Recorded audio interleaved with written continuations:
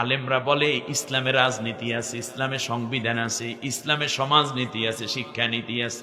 এগুলো কথা কি কোরআনের মধ্যে আছে নাকি নাই? এবার শুনেন, আল্লাহ রাব্বুল আলামিন রাজনীতির নামে একটা সূরা নাজিল করেছেন। সূরার নাম হইল সূরাতুল মুলক। সূরার নাম কি? ঠান্ডা মাথায় কথা নেন। সূরার নাম কি? সূরা মুলক মানে হলো রাজত্বের সূরা। রাষ্ট্র কেমনে চালাইবা 54টা থিওরি দিয়ে আল্লাহ রাব্বুল আলামিন একটা সূরা নাজিল করলেন। রাষ্ট্র কিভাবে চালাবা, তার কারণে রাজনীতি করে মানুষ কোথায়? জমিনে, রাষ্ট্রে। এই জমিনের মালিক কে? ওই মানুষটারে বানাইছে কে? তাহলে এই কোরআনটা নাজিল করেছেন কে? এই বিধান কার? আল্লাহর। অতএব আল্লাহর বান্দা আল্লাহর বিধান আল্লাহর জমিনে কায়েম করবে। এই জন্য বললেন ইন্নী জাইলুম ফিল আরদে খলিফা, এই পৃথিবীতে আমি আল্লাহ রাব্বুল আলামিন এই জমিনে আমার বিধান দিয়া তোমাকে রিপ্রেজেন্টেটিভ তথা প্রতিনিধি করে দুনিয়ায় পাঠাইয়া দিলাম। অন্য কারো বিধিবিধান মানবা না, আমারটাই জমিনে প্রতিষ্ঠা করবা। এবারে আসুন, বলতে পারেন হুজুর এইটা না হয় বুঝলাম, কিন্তু রাষ্ট্রের ব্যাপারে আল্লাহর কোনো কথা আছে নাকি? রাজনীতির পরে আসবে কি? রাষ্ট্র রাজনীতি করবে কোথায়? রাষ্ট্রে। রাষ্ট্রের নামে আল্লাহ রাব্বুল আলামিন চমৎকার করে একটা সূরা নাজিল করে দিলেন। শোনো দুনিয়ার মানুষেরা, এই পৃথিবীতে আমি আল্লাহ রাব্বুল আলামিন একটা সূরা নাজিল করে দিলাম। সেই রাজনীতি রাজধানীর নামে একটা সূরা নাজিল হলো। সূরার নাম সূরাতুল বালাদ। অর্থ কি? দেশ, একটি জাতি, একটি রাষ্ট্র। সুবহানাল্লাহ পড়েন। এবার আল্লাহ রাব্বুল আলামিন বললেন, শোনো, রাষ্ট্র চালাইতে হলে একটা কনস্টিটিউশন দরকার, একটা সংবিধান দরকার। এই সংবিধানটা কেমন হবে? এই সংবিধানে 9টা ধারা থাকতে হবে। 9 ধারা মিলাই আল্লাহ একটা সূরা নাজিল করে দিলেন। সূরার নাম হলো সূরাতুল কনস্টিটিউশন। আরবিতে বলবো, বাংলায় বলবো সূরাতুল সংবিধান। ওইটার নাম হলো সূরাতুল ফুরকান। সুবহানাল্লাহ। সূরা ফুরকান অর্থ কি? সংবিধানের সূরা।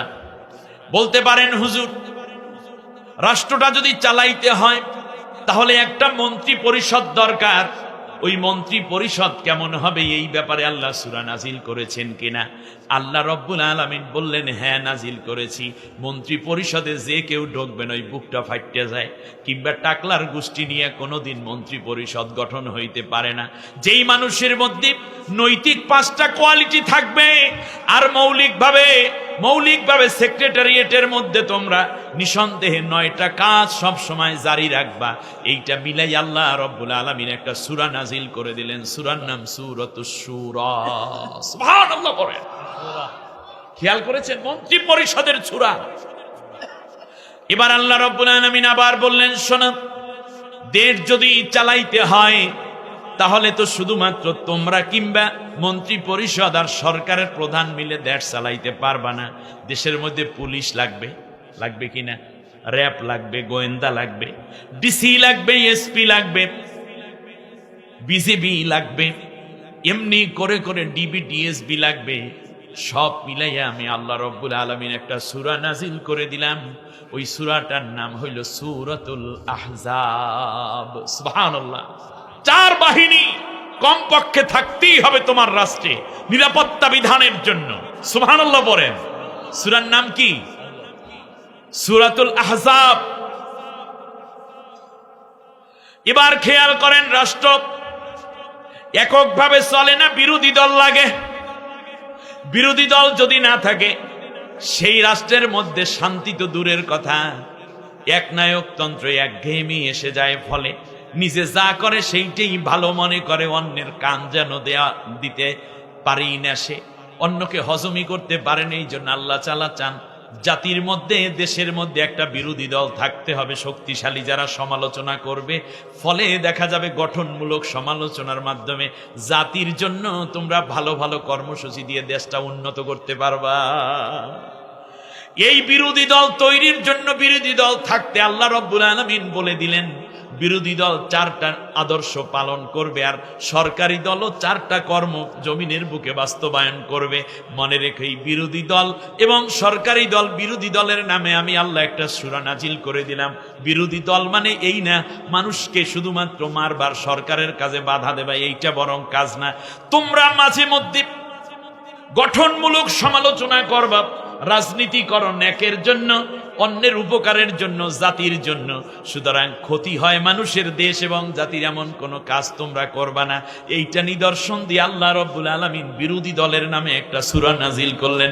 সূরার নাম হইল সূরাতুল মুজাদালা। সূরার নাম কি? কথা বলে না। সূরার নাম মুজাদালা। এবার বিরোধী দল মাঝে মাঝে সমাবেশ করবে।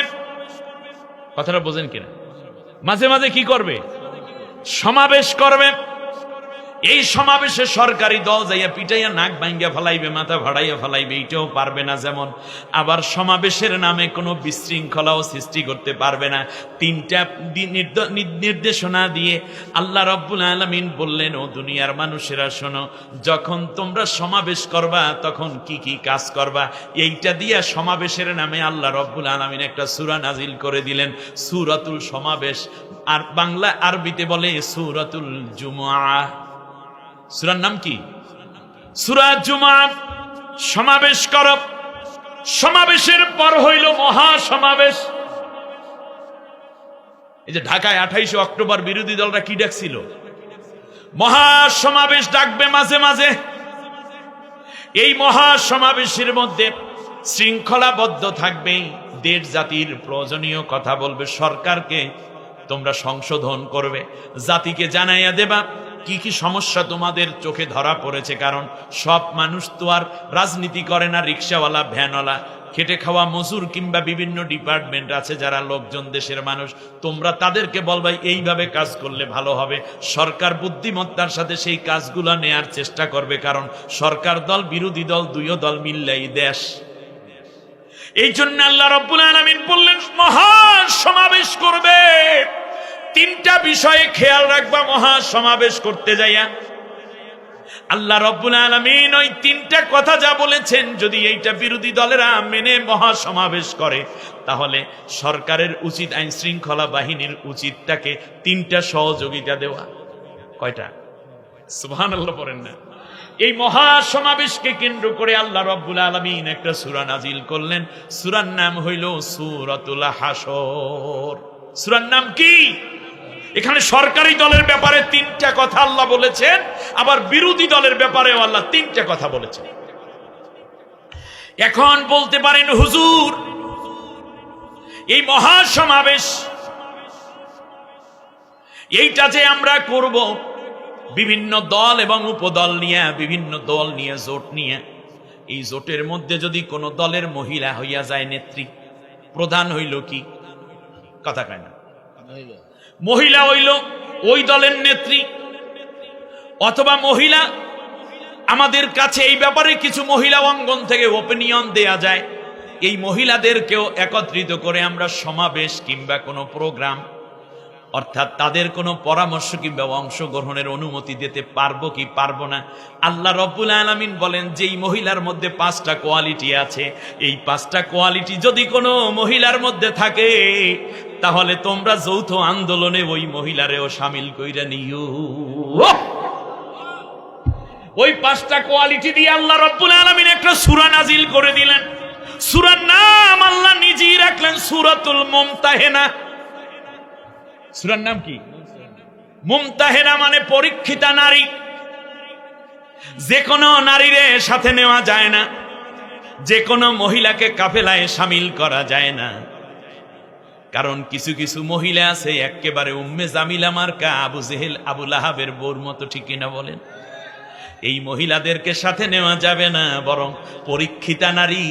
5টা পরীক্ষা নেবা নারীর কাছ থেকে। ওই পরীক্ষায় যেই মহিলারা দেখবা এই চরিত্রে চরিত্রবান, তাদেরকে তোমাদের সাথে মিলাইয়া জোট কইরা আন্দোলন চালাইয়া যাইও, আমি আল্লাহ সেই অনুমতি দিয়া দিলাম। তাহলে জোট করার অনুমতি আছে, সমাবেশ করার অনুমতি আছে, মহাসমাবেশ করার অনুমতি দিয়েছেন কে? তা আপনি বাধা দেওয়ার কে? পিঁপড়া হইতে শুরু কইরা আসমানের নামে, জমিনের নামে, সবকিছুর নামেই তো আল্লাহ সূরা নাজিল করেছেন। হাসর, ফুলসিরাত, সব কথাই তো কোরআনে আছে, কমপ্লিট কোড অফ লাইফ।